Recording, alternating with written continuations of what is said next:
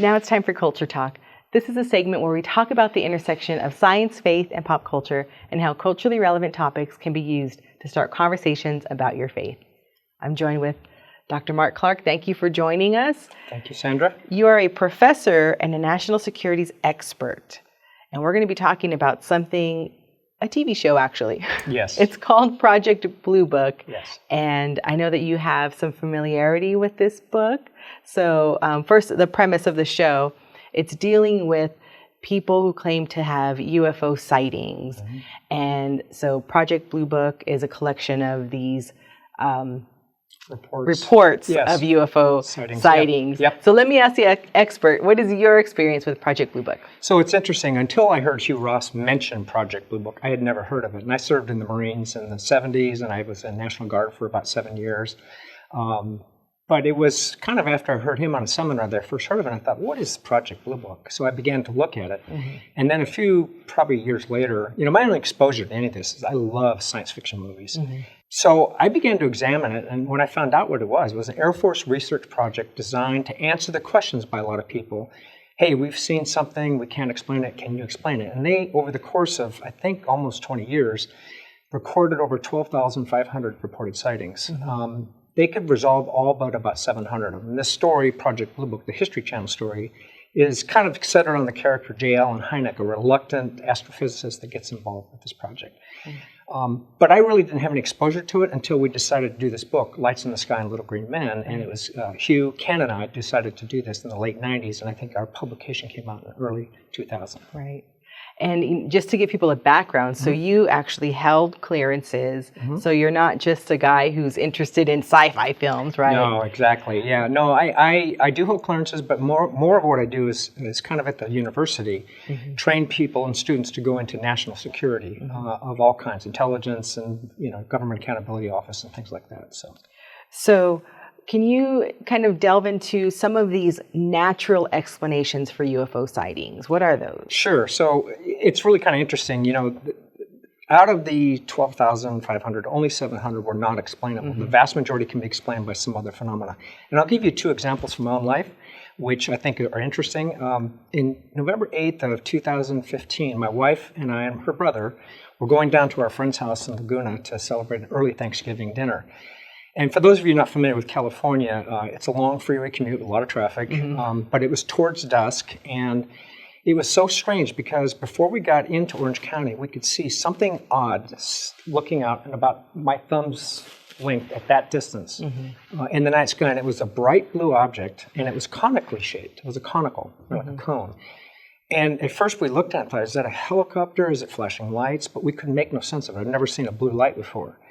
And it lasted probably 2 to 3 minutes, and we had no explanation for it. But then, pretty quickly, it burst into something almost like the size of a volleyball in the night sky of blue light.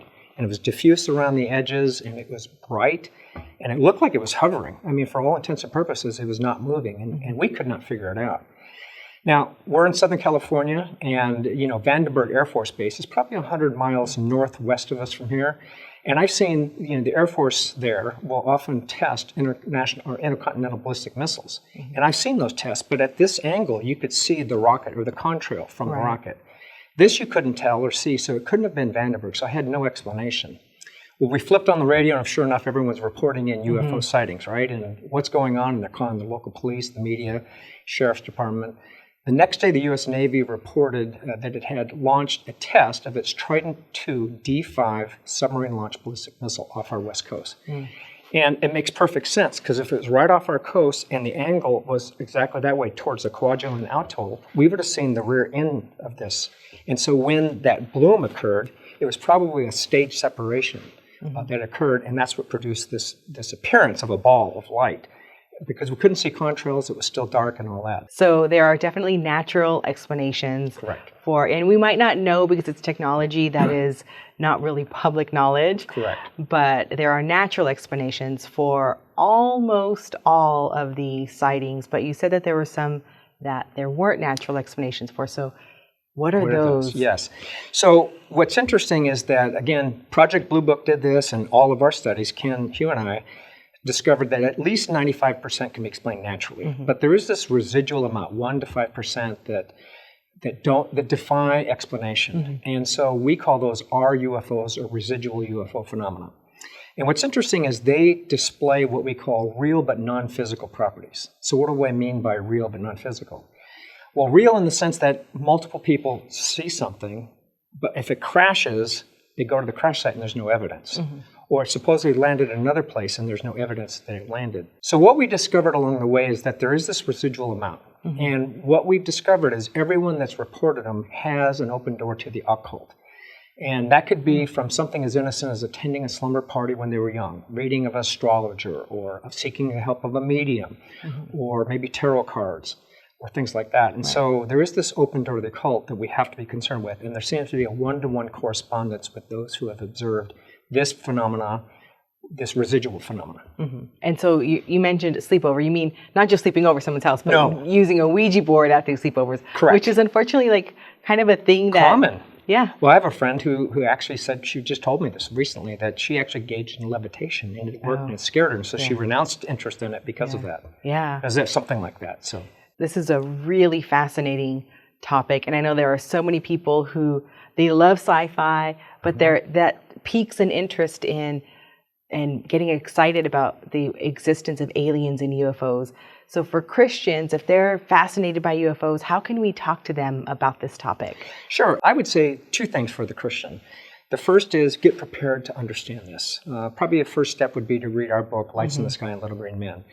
The whole book gives you a lot of evidence to deal with. The second thing I would encourage Christians to do is to speak gently and respectfully to people who either have a friend, because 50% of us probably believe in this, right? Or of all Americans. So some of us are going to know people that are engaged in this or have believed it or have heard someone that has.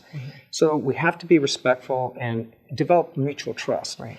And if you develop that, what you can do is in the kind of towards the end of our book, there's a whole section on how you can close the door to the occult, but open the door to the truth of the gospel of Jesus Christ.